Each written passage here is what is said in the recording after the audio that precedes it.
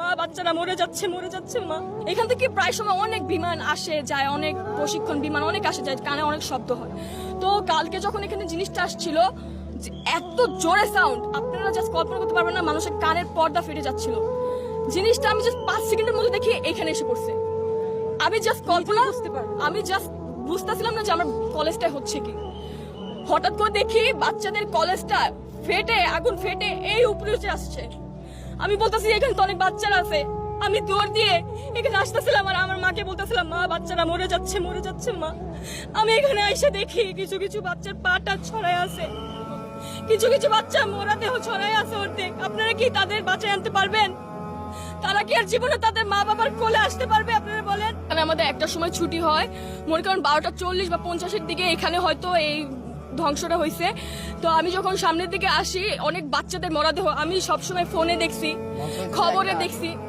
আমি কখনো কল্পনা করি না যে চোখের সামনে আমাকে এইগুলো দেখতে হবে। দেখতেছিলাম বাচ্চারা নিজের শরীর চামড়া পুড়ে যাচ্ছে, সেই অবস্থায় হাঁটতেছে, জানের ভিক্ষা করতেছে, আমাকে কেউ বাঁচাও। সেই অবস্থায় বাচ্চারা হাঁটতেছে। বুঝেন আপনারা? কেউ বলতে পারবেন? বড়রা যখন মারা যায়, হ্যাঁ ওইটা একটু হলেও কম কষ্ট লাগে, কিন্তু ছোট ছোট যে বাচ্চারা মারা গেছে।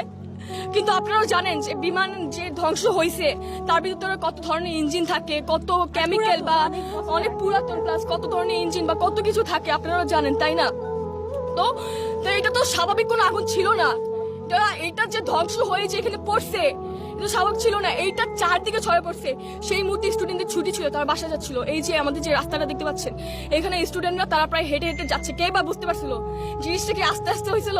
সাথে 2 মিনিট আগেও যেখানে বাচ্চারা ভাবছিল যে আমি বাসায় যাবো, আম্মুর সাথে দেখা করবো বা আব্বুর সাথে দেখা করবো, বাসায় যাবো, আমার পড়া আছে বা এরকম কিছু, সেই মুহূর্তে 2টা সেকেন্ডও লাগে নাই বাচ্চাদের জানগুলো যেতে। আপনারা কি বলতে পারবেন এই ধরনের এরিয়াতে কেন এগুলো প্রশিক্ষণ দেওয়া হয়? কোন দেশে বসবাস করছি? আমি কালকে কার ব্লেম দিব আমি বুঝতে পারতেছিলাম না। ছেলেকে দেখছি মানে ফায়ার করতে শুরু, ওকেও আমি ধাক্কা দিতেছিলাম, ও আমাকে জড়ায় দিয়ে কান্না শুরু করছে। ভাই আমার বোনটা ভিতরে, আমার একমাত্র বোন, ওকে বাঁচান ভাই, আমার একমাত্র বোন ভাই, আমার আম্মু আব্বু এখনো কেউ জানে না। তারপর আমি বললাম সব ঠিক আছে, ও ঠিক আছে, তুমি চিন্তা করো না। তারপর বলে ভাই আমার চাচাতো বোন আমার বোনের সাথে পড়ে, ওর ডেড বডি আমি একটু আগে দেখছি, আমার সামনে দিয়ে নিয়ে যাইতেছে, আমার বোনটাকে বাঁচান, আমার একমাত্র বোন। তারপর ওকে ছুটি হবে।